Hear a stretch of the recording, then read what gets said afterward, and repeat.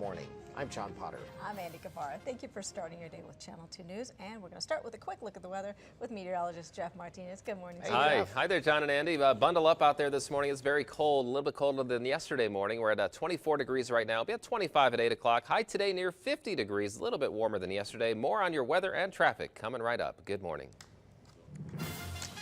All right, a lot of shootings lately, and this morning we have an update on a shooting near the UNR campus. It sent a man to the hospital last night.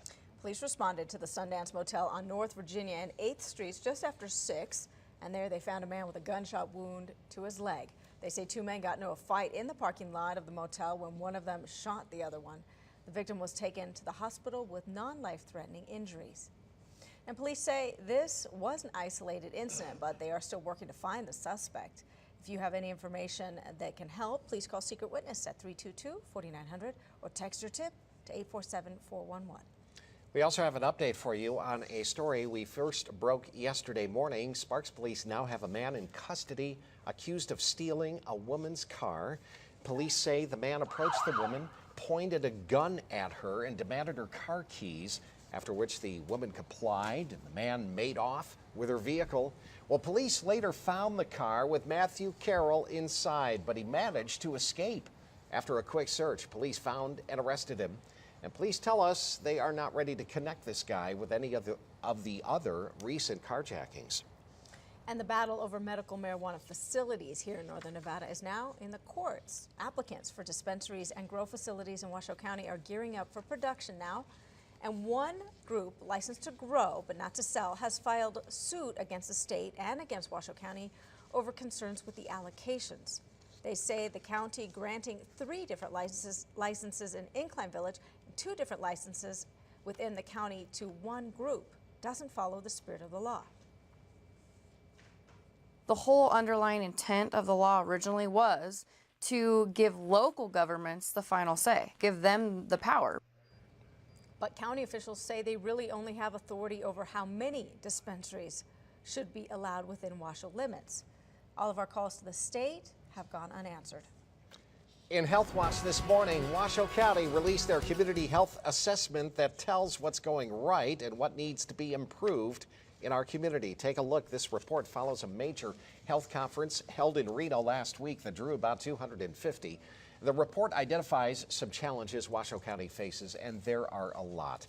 More than 26,000 children in Washoe County, they say, are going hungry.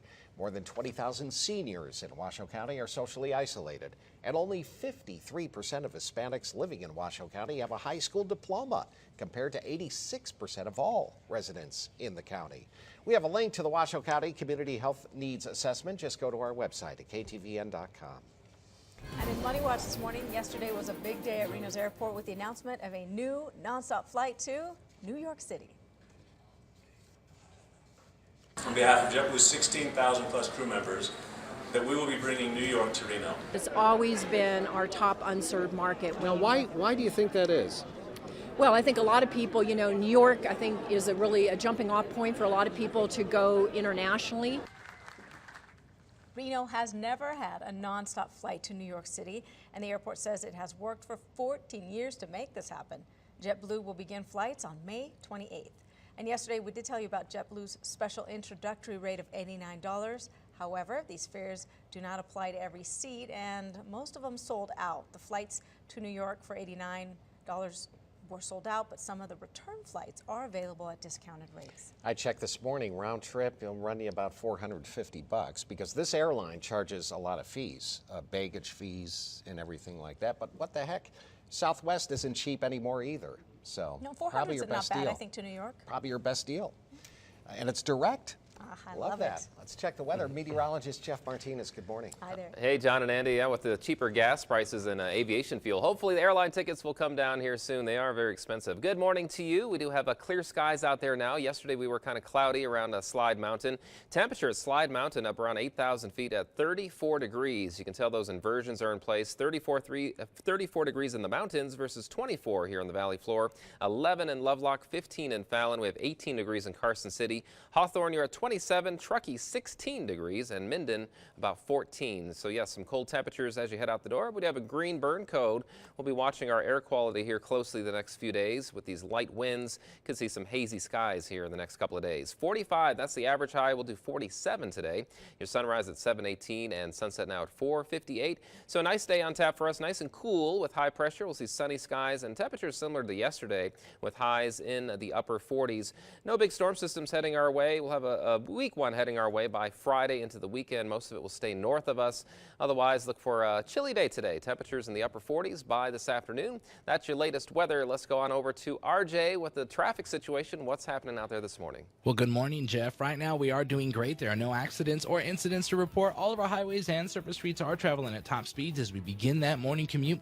Be sure as you exit the door that you buckle up. Of course, it's for your safety, and it is the law. That's your traffic. School Watch News this morning. 2014 was a tumultuous year for the Washoe County School Board. It received a lot of negative feedback from the community when former Superintendent Pedro Martinez was relieved of his duties. Had a lot to talk about on that story. But now, some new faces are now on the board who hope to move on. What happened in the past happened in the past. It's important not to ignore it, but to me it's also important to regain some of those relationships and work with some of the people we've worked with in the past in the community and build new relationships in the community.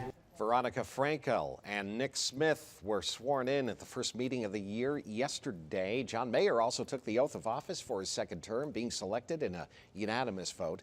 And they say their first big task is to find a new superintendent, a permanent one, currently filled in the interim by Tracy Davis. And 2 local companies are looking to hire some employees this week. And the first one is the Carson Nugget. They're holding a job fair for a new wine and coffee bar. It's opening in mid-February, and the fair is on Thursday from 1 to 5 at the casino's Banquet Hall A on North Carson Street in Carson City. They're hiring for a variety of positions, including managers, baristas, and cooks. And for the second one, IntelliSource is holding a hiring event on Friday from 10 to 3 at the City Hall on Silver Lace Boulevard in Fernley. They're hiring for warehouse workers. Applicants require a high school diploma or a GED.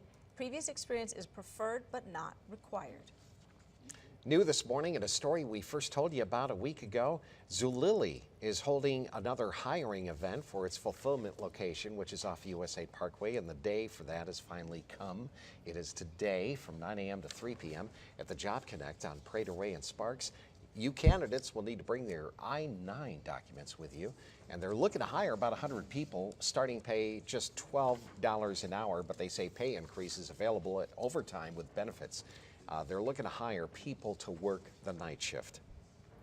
New this morning, the Reno Crisis Call Center is seeking volunteer advocates for sexual assault support service. And this team provides crisis intervention for survivors of sexual assault, their family and friends. No previous experience necessary. The training will be provided for you new volunteers. And if you're interested, you want to know more, just call the number on your screen, 784-8085. And looking around the world now, millions of copies of the French satirical magazine Charlie Hebdo hit newsstands in Paris this morning with a new image of the Prophet Muhammad on the cover. It's already generating plenty of controversy. The publication comes after last week's 3-day terror spree where 2 brothers killed 12 people at the paper's offices and another killed 4 at a kosher market. All 3 gunmen were later killed. And authorities in the country are still searching for up to 6 people believed to be accomplices. Well, did you hear about this story? As we look around the nation this morning, an Ohio bartender facing federal charges for threatening to kill House Speaker John Boehner by poisoning his drink.